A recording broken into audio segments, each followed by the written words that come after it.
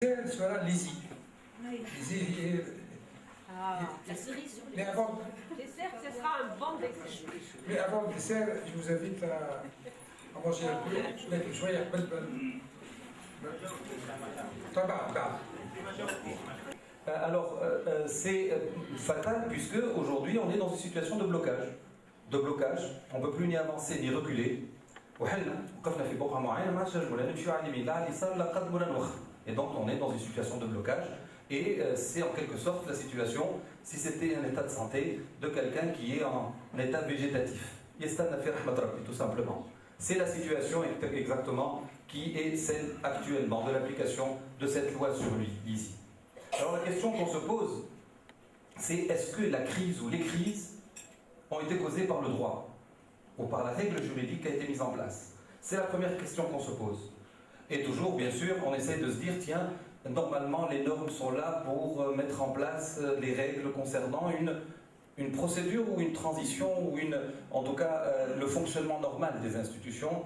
Mais est-ce que ce texte-là, plus spécialement, n'a pas été la cause principale de ces crises-là? On le verra en filigrane par la suite dans les développements. La deuxième question, est-ce que ce texte-là peut donner la voie pour pouvoir dépasser ce blocage? Et ça aussi, c'est une autre question. Et je pense que c'est un questionnement très très important, parce que contrairement à ce qu'on croit, le droit n'est pas seulement fait pour les beaux jours, c'est fait aussi pour les mauvais jours. Et on est dans des mauvais jours, vous le pensez bien. La première crise, je vais vous remonter dans le temps très rapidement. Je ne vais pas m'attarder, mais c'est seulement pour vous montrer que ça prend trop de temps. Et quand ça prend trop de temps, c'est comme un bon plat. Hein, si vous le laissez trop de temps en dehors du réfrigérateur, il y a de fortes chances qu'il soit plus comestible. Alors, voilà ce qui se passe le 16 décembre, il y a la loi constituante. Et dans la loi constituante, l'OPP, dont nous a parlé Herbel ce matin, il y a un chapitre spécial qui dit il va falloir édicter un texte pour l'ISI. 16 décembre. Mais le 16 décembre, et on se réveille une année après, et on se dit tiens, il faut faire le texte. Et le 12 décembre 2012, on fait le texte sur l'ISI. Ah, ça, c'est la cause des crises. Parce que c'est un truc qu'il fallait battre très très chaud. Et quand on a institué ou on a prévu dans le texte initial, la petite constitution, l'édiction nécessaire d'un texte sur l'ISI, il fallait très rapidement le faire. Mais passer une année, ça change complètement le paysage. Il y a beaucoup de problèmes qui peuvent survenir. Par la suite, en janvier, constitution des commissions. Donc on prend 29 jours pour ça. Par la suite, 41 jours pour la décision d'ouverture.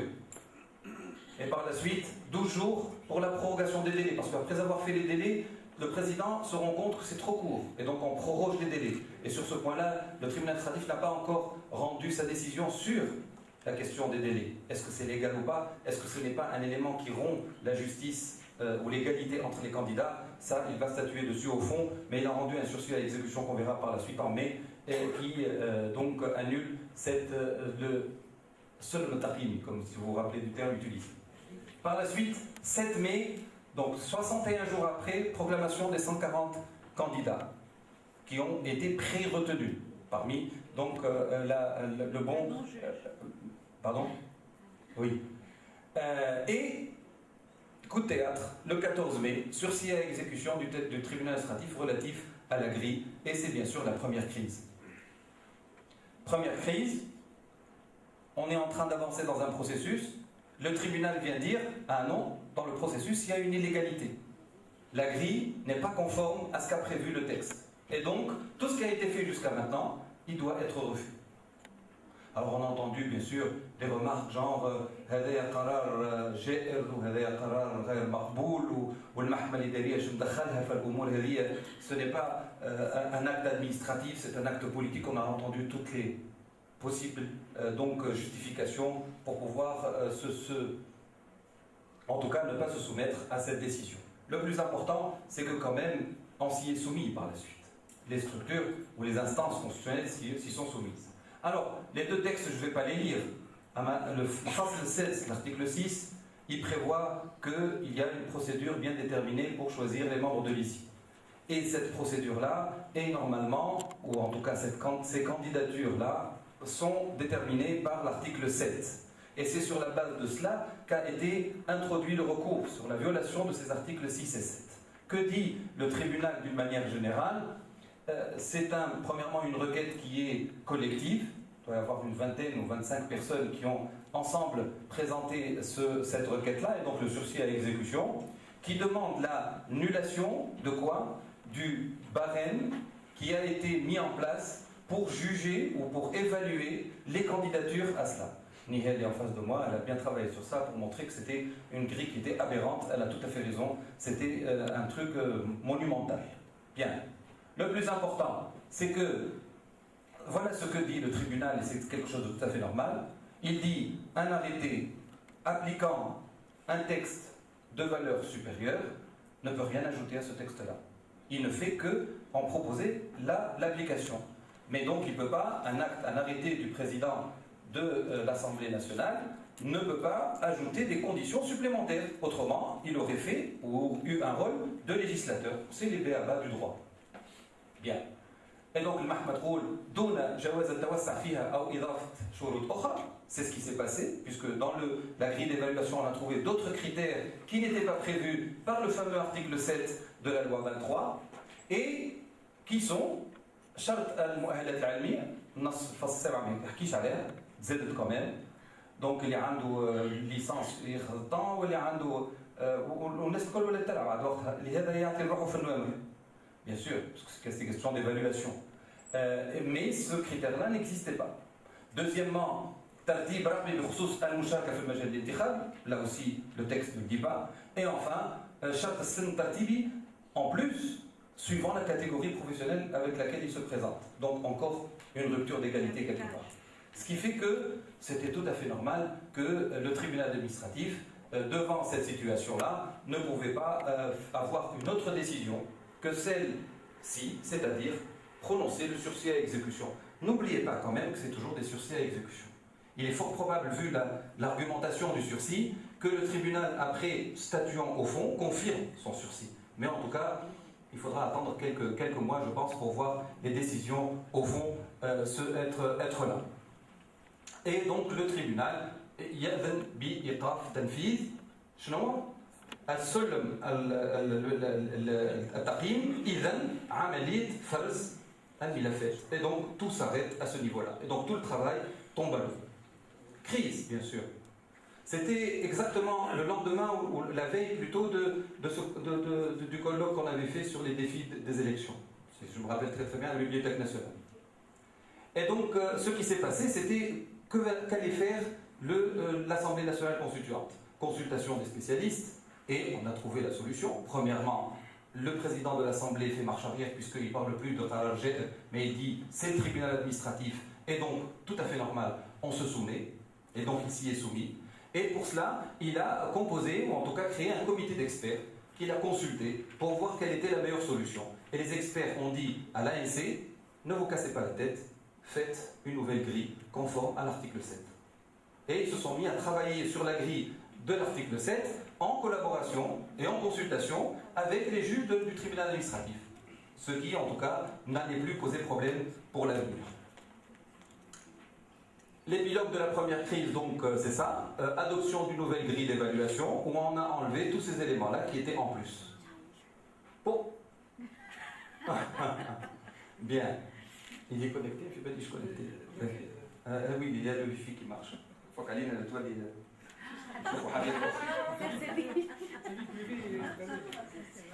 ça m'est arrivé en plein cours. Alors. Bien. Alors, on passe sur cet épilogue-là, bien sûr. Et ce qui se passe, c'est que le président de l'ANC prend un nouvel arrêté conforme à l'article 7 de la loi 23, le 28 mai. Regardez le temps qu'on perd, bien sûr, en n'appliquant pas comme il le faut, en ne consultant pas. Et je l'ai toujours dit, en étant toujours dans une position d'autiste qui n'entend rien du tout. Bien, ça c'est la première crise. Quelques jours de clinique qu'on en est sorti. Bien, alors on reprend le travail. Donc ça a commencé le 16 décembre, on arrive à la première crise, 14 jours après on fait une nouvelle grille. Vous voyez, quand on veut s'en sortir, on le fait très rapidement. Donc 2 semaines, une grille. 2 semaines pour faire une grille. ayez en tête ce délai-là, parce qu'il parle de faire le code électoral en 2 semaines. Hein? Bon. Hein? Bien. Par la suite, le 28 mai, donc, nouvelle grille de concertation, donc issue d'une concertation. Par la suite, les 36 candidats sont quand même, il a fallu 47 jours à peu près pour avoir la liste des 36 candidats qui allaient passer devant la plénière. Par la suite, la plénière commence le 19 juillet pour la sélection des 9 membres. Et là, qu'est-ce qui se passe? Je ne sais pas si vous y avez été ou pas, mais moi, j'ai pas quitté, j'ai pas le cœur assez de force de truc pour aller assister à l'ANC. Mais j'ai vu ça à la télé. Bien. Alors, crise numéro 2. Celle-là, elle pouvait être fatale. Et elle l'est, à mon avis. Alors, cette crise 2, c'est quoi? C'est que l'ANC n'a jamais pu aboutir à sélectionner les 9. Parce qu'on a créé un texte avec un problème, sans aucune prétention. Mais quand il était à l'étape de projet, j'avais dit, le processus ne peut pas marcher comme ça. Quand on fait un texte juridique sur une procédure bien déterminée, on peut, pour garantir la qualité du choix, etc., de membres par exemple, prévoir en tout cas une majorité de votes qui soit assez élevée. Et ils ont choisi 3/4 de la commission qui est composée de 22, donc 17. Et par la suite, quand on passe à la plénière, kiff. Il faut que 145 députés puissent voter sur chaque candidat pour pouvoir passer ce candidat-là. Et j'avais dit à ce moment-là, oui, mais quand on n'a pas ça au premier tour, on fait un deuxième tour de vote, c'est acceptable. Mais si on n'a pas encore les 9, on fait un troisième tour de vote. Et donc, quand on essaye de mettre en place un processus, il faut penser au blocage. Et j'avais dit à ce moment-là, en cas de blocage, il faut prévoir autre chose. Mais bien sûr, on y revient. L'autisme, bien sûr. Et là, on est tombé exactement dans ce cas-là. Vous allez dire, c'est un oiseau de mauvais augure, mais bon. Alors, ça c'est l'article 6 dont je vous parle. Les 145 voix, bien sûr, nécessaires qui peuvent conduire au blocage. Et on n'a pas pensé à trouver quelque chose qui soit acceptable dans ces cas-là. Ce qui fait que ça a donné ce processus-là. Avec une journée où on a fait 2 tours, on a obtenu 6 membres sur 9. Le lendemain, on a fait encore 2 tours, ça a été 8 sur 9. Par la suite, à partir du 21, on a eu toujours des votes infructueux.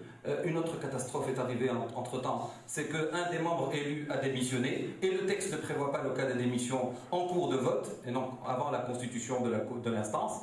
Et par la suite, on a continué le 23, et le 25, Allah yarhamou, on a eu l'assassinat de Sil Brahmi. Et donc, qu'est-ce qui s'est passé? Bien sûr, blocage, crise. On ne peut pas avancer, ni reculer. On est dans une situation où on a les grosses œuvres, ça بدل وقف. لا ينجم يهدر ولا ينجم يكمل. وقفوا. Bien sûr, c'est ça le grand problème.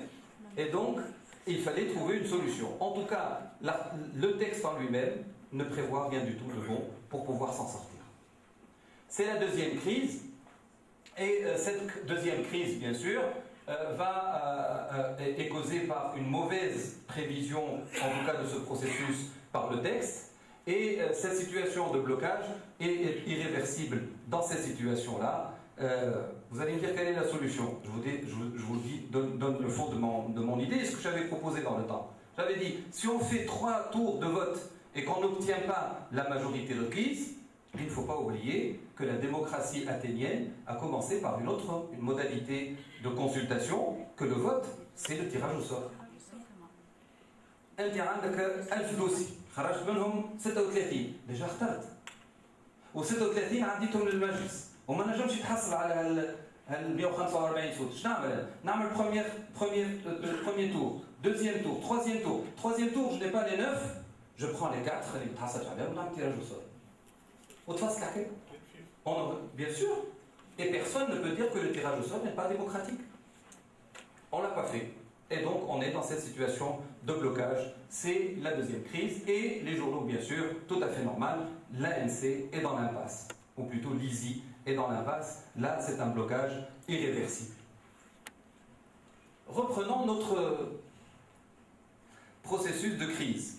Première crise, après quelques jours. Deuxième crise le 23 juillet, eh bien on se dit, ça va se résoudre, on va trouver la solution. Et on avance bien sûr, 19 septembre, encore alors le coup fatal. l'infarctus mortel. Le 19 septembre 2013, 7 sursis à exécution sont édictés. Je viens de savoir qu'il y en a 8, mais ce n'est pas un problème. En tout cas, sur les 7, il y en a 6 qui rendent un sursis à exécution, et c'est la crise numéro 3. Il s'agit de quoi cette fois-ci? La dernière fois, c'était une décision ou un sursis à exécution sur la grille d'évaluation, on a réglé ce problème. Maintenant, tous ces recours-là ont été introduits contre la décision du choix des 36. Donc c'est la manière de faire dans le choix des 36 candidats présentés à la plénière. Les requérants confirmés dans leurs revendications par le tribunal administratif va décider tout simplement que, conformément à la loi 23, il y a une grille d'évaluation, suivez mon raisonnement qui est très simple, même assez simpliste, et la loi prévoit une grille d'évaluation pour sélectionner les candidats, les dossiers et les classer par ordre de mérite. L'effet utile du texte, à quoi servirait cette grille pour le classer par ordre de mérite si par la suite, quand je vais voter pour pouvoir choisir ces candidats, je ne respecte pas cet ordre-là? Ça n'a pas de sens. Et donc, maintenant, un classement que vous avez effectué, et bien par la suite, vous allez prendre le premier candidat, vous dites, allez, les 22, est-ce que vous êtes d'accord ou pas? On vote. Kent Hassan al-Asbatash, il est admis, on passe au deuxième parce qu'il en faut 2 par catégorie, 4 en tout, il faut dire en respectant le sexe. Eh bien, si ça n'est pas le cas, ou plutôt si ça n'est pas le cas, on passe au suivant. Eh bien, ça n'a pas été fait. Et on a su par la suite que, par exemple, un candidat qui était classé 10e par ordre de mérite, automatiquement catapulté comme étant candidat d'office, sans avoir passé en revue les 9 autres. علاش؟ خاطر المفاهمات حسبيه. تفهمنا. انا عندي لي هذا وانا عندي لك هذاك، اللي باش تعديه لك اللي كنت جا الاوردر نتاعو العاشر، يشبي نعرف باش نعديه دونك نعديه. مش لازم نصوتوا عليه. دونك انا ميم با ريسبكتي لا بروسيدور. انا نقول اوترومون، احنا تفهمنا ولا لا؟ باش نعديو فلان وهو العاشر. نصوتوا على الاولاني ونجيبوا 17، نصوتوا على الثاني ونجيبوا 17، نصوتوا على الثالث ونعمل بي في دون سو سونس اللي عملت على 9 الاولانيه ما تحصلت على 17 وهو جا على 17. C'est un truc légal, c'est ça être légaliste. Et c'est ça respecter la règle de droit. Non, on ne veut pas la respecter. Voilà. Donc, ce qui s'est passé, c'est cela. On arrive à cette situation-là. Par la suite, autre chose, mais ça n'est pas sur ça qu'est basée les décisions. Mais ce qu'on a su par la suite, c'est que dans les candidats qui ont été présentés, le sérieux de cette commission a fait qu'on a un magistrat qui n'est pas. عطينا الوقت هذا الكل ونحن نفكتوا في الملفات ويوريهم لنا في التلفزه قاعدين يشوفوا الورق بالورق ويقيدوا وينوتيو وما دار شنو ومن بعد imaginez-vous si c'était un jury universitaire. راهو شنعونا شفتوا كيفاش هذا ما يعرفوش خدمتهم وما دار شنو هذوما يا سيدي بعد ما عملوا لنا توس السينما parce que je n'ai aucun autre qualificatif pour cela خاطر ثلاث توري les interviews ou les plateaux ولا شنو ومن بعد qu'est-ce qu'on a? On a un juge qui n'est pas un juge شادو واحد ومن بعد هذه الاخرانيه مازلت سمعتها تو مقيم بالخارج مقيم في تونس résident en Tunisie ومن بعد عاد المنفذ ما قدمش الاستقاله نتاعو من الهيئه دونك ما عندوش حق باش يتقدم وتقدم وتعدل وصوتوا له وشكون اخر يا حازي ننساش انا والله نسيت تالمون فما خور اللي نسيت وكل مره لا والمحامي ومحامي جاء قال انا نحاوني المره اللي فاتت وتحصلت على توقيف تنفيذ في التنحيه نتاعي خاطرها إليغال ظهر بالكاش انه المحكمه الاداريه رفضت توقيف التنفيذ فيه ورجعوه وعداوه وانتخب في الجلسه العامه.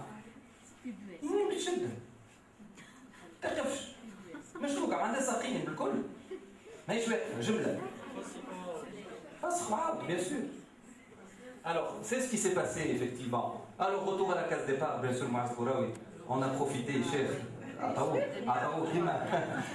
la chance de truc donc case départ effectivement عرفت لعبتوا المونوبولي ولعبتوا الوحده والجو دو لوا بعد العرق وشرتله والوقت ولا تعاود ترجع منين جيت هذا le problème c'est qu'on n'a pas le temps en période de transition démocratique Exactement. Alors, les 6 sur 6, le seul nom que j'ai laissé, c'est celui de Mouaz Bouala, parce que c'est une personne publique, et donc je peux le mettre. Les autres, j'ai enlevé le nom, bien sûr. Alors, les voilà. La majorité, c'est des avocats qui ont présenté les trucs, les recours.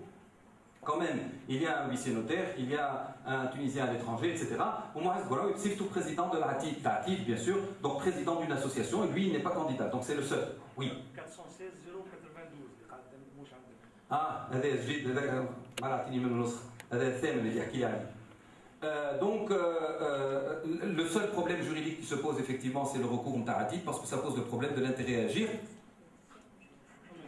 Mais respect, c'est ça. Alors, donc, le recours introduit par Atid, ça pose le problème de l'intérêt à agir, mais là, le tribunal administratif a déjà donné son avis dans le sursis de mai sur cette question-là, puisque sur cette question, bien sûr, il a considéré que la composition et la mise en place de l'ISI est quelque chose qui concerne tous les Tunisiens, et non pas seulement les candidats. Et donc n'importe lequel des Tunisiens électeurs est tout à fait habilité à présenter donc un recours contre ces décisions-là. Alors, sur le plan du fond de la question juridique, etc., tout ça c'est des questions qu'on peut soulever par la suite, il n'y a aucun problème. Mais sur le plan juridique, bien sûr, ce que je vous ai expliqué tout à l'heure, le tribunal prend cela en considération, il y a une grille d'évaluation, donc il faut respecter la grille d'évaluation. Comme la grille n'a pas été respectée, donc le choix des 36 tombe à l'eau.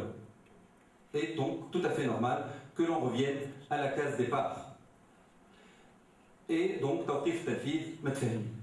Après tout le respect qu'on doit, bien sûr, au tribunal administratif et à sa rigueur juridique dans son raisonnement, inattaquable, clair, net, limpide, je pense. Maintenant, le problème est très difficile à résoudre, effectivement.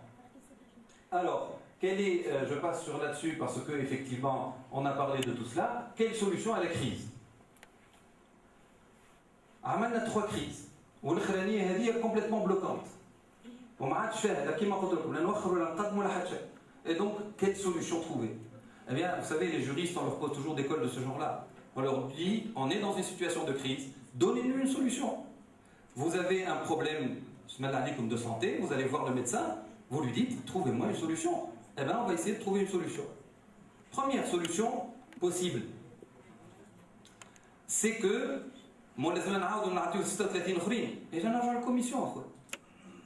donc on retourne à la commission de sélection prévue, et dans cette sélection on a les dossiers des candidatures, on resélectionne en se conformant à la grille d'évaluation, à l'ordre de mérite, etc. Sauf, exactement. Sauf que pour pouvoir voter sur les candidats, il faut être 17. C'est quand on a des députés qui ont gelé leurs activités. Ou le jour où ils ont gelé leur activité, j'ai toujours crié et écrit. Alors, ce n'est pas une façon de bloquer le processus de rédaction de la Constitution, mais c'est parce qu'il y a un problème, parce qu'ils ne peuvent plus remettre en marche la commission de sélection. Et à ce moment-là, je l'avais dit, parce qu'il y avait Kemal Massoud qui avait présenté sa démission. Et la seule solution, c'était de revenir vers la commission pour lui dire « Atuni al-Muhammad Raba al-Psha'a al-Sikane ». Et donc la commission, c'est là où le poids énorme des députés démissionnaires, ou qui ont gelé en tout cas leur activité, et a de l'importance, il y a du poids. Et donc c'est 16, maintenant on est à 16 membres. Là aussi, il paraît qu'il y en a un autre qui a gelé son activité. Hein? Là, Brahmi Hasb déjà. Brahmi Hasb déjà. هذاك علاش فما واحد اخر 7 واحد مات و6 مساعدين. سي سا انا لهنا ان توكا لقيت كان 5 السادس هو اللي ما عرفتوش شكون هو المنسحب على كل حال 6 ولا 7 le résultat est le même, on a plus 17 membres. Donc on a plus 17 membres قعدت لوج عليه حتى لقاه. Alors il y a plus 17 membres et donc on ne peut plus revenir à la commission pour lui dire عاود اعطيني 36 جدد. هذا جيد بشوي بشوي ها وفهم التشويق زاد. نعم عندي حل bien sûr. Quand on en fait une obsession, quand on y réfléchit, qu'on fait des cauchemars dessus, on trouve la solution après. C'est ça le problème. Alors, Ah, il y a solution. Il y a des juristes qui ont trouvé une autre solution. قالوا ايه وعلاش ما نعملوش validation législative سهل مخرج سهل فما قرار يمكن الغائه من طرف محكمه مهما كانت في التمشي وفي la conception française il y a ce qu'on appelle la validation législative. شنو هي validation législative؟ يجي المشرع يقول pour maintenir une certaine stabilité, sécurité juridique, etc., etc., etc., pour plusieurs considérations, cet acte administratif اللي باش يتم الغائه يا سيدي ناخذ فيه قانون جمله والقانون ما عادش فما قانون شرعي وقانون قانوني تفصل الحكايه اي دونك باش نعمل وقتها ناخذ قانون ونقول هما 36 عضو تصحيح تشريع sauf que il est né en France, il s'est développé en France et il a des conditions. Et la première condition indiscutablement c'est que cette liste ne peut être prise par validation législative qu'à certaines conditions, et ces conditions sont assez claires en France en tout cas. Premièrement, il faut une constitution et un conseil constitutionnel, ce qu'on n'a pas les deux. Surtout. Alors, quand la validation législative, ça se fait dans le cadre d'un texte, une hiérarchie, etc. etc. نحن لا عندنا دستور خايفين على عدم احترامه etc. ولا عندنا محكمه دستوريه اللي باش تسهر انه ما فماش تلاعب بالفاليداسيون ليجيسلاتيف. وهذوما الشرطين هذوما مش موجودين. اما يا سيدي برا on ferme les yeux, on y va. شنو هما les conditions اللي معطيين للفاليداسيون ليجيسلاتيف؟ يقول لازمها تكون contre une décision qui va être attaquée ou qui n'a pas été annulée, un acte administratif, donc il y a un risque d'annulation. Voilà. La non-rétroactivité en matière pénale, ça tombe sous le sens. Il faut que ça soit pour un motif d'intérêt général et il faut que ça soit un caractère nécessairement circonscrit de la validation. Les juges en tout cas un domaine d'application très très large. Le problème qui se pose dans ces cas-là, parce que pour les trois autres points ça ne pose pas de problème, c'est l'intérêt général. Est-ce que فما مصلحة عامة باش نطفي الضوء على illégalité على خاطر 36 نعاودوا ما نرجعوهمش للجنة وناخذوهم قانون؟ Je ne pense pas qu'il y ait péril dans la demeure sur ce plan-là. Et donc même avec ces conditions-là, c'est quelque chose qui ne se tient pas. Et donc validation législative, je ne pense pas. Retourner à la commission, on ne peut pas. Validation législative, ça me paraît difficile et inacceptable. Ou en plus, concernant la validation législative, الهيئة اللي باش تعمل الانتخابات وباش نعطيوها الثقة وقت اللي هي من دخولها ديجا ملفقة تظهر ملفقة معناتها طفينا الضوء sur une inégalité congénitale dans sa constitution. معناها نهارك جيت هي تحب تحكم وتحب تفصل ما بين des personnes qui vont être candidats à des élections يقول لها انت شكون انت ساعتها ما حقكش موجود انت جملة انت illégal ساعتها. Et donc, c'est quelque chose qui va, bien sûr, attaquer ou toucher la crédibilité de l'instance. Et donc, ça n'est pas une solution. Pas de validation. Pas de validation. Pas de commission. Et donc, quelle est la solution? Il n'y a pas d'autre solution. Il n'y a pas d'autre solution. Qu'une seule chose. Les élus, ils ont gelé leurs activités. Ils sont indispensables. Il suffit tout simplement de leur dire venez, quelles sont vos revendications et politiquement trouver une solution pour les satisfaire. Il n'y a pas 1000 autres solutions. Aucune autre. Et donc c'est une solution politique. Ce n'est pas une solution juridique et ça va dans le sens de ce qu'a dit Rebel ce matin, où effectivement je confirme exactement la même chose. Pardon? Non, c'est pas un chantage. C'est pas au chantage. C'est pas succomber au chantage. Et on cherche les députés et les candidats le fonctionnement normal de la commission. Ah oui, bien sûr. Ça c'est la politique. Ça c'est la politique. Bien. Alors, moi je dis tout simplement une chose, c'est que les crises sont encore là à nous guetter. On n'a pas terminé. Parce que après la mise en place de l'ISI, c'est des étapes où il pourra y avoir des crises. L'élection, quand il va y avoir passation entre l'ancienne ISI et la nouvelle ISI, vous allez voir les crises. Quand il va y avoir l'installation de l'organe exécutif et des instances régionales, vous allez voir les problèmes. Quand il va y avoir la détermination des circonscriptions électorales, j'aime mieux ne pas y penser. quand il va avoir l'édiction du code électoral,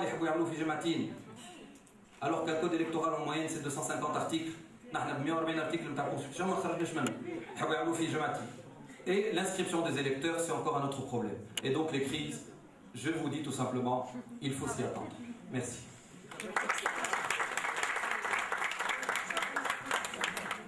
Merci, شكرا pour cette intervention très intéressante, qui pose beaucoup de problèmes. Donc, on prend dans quelques temps.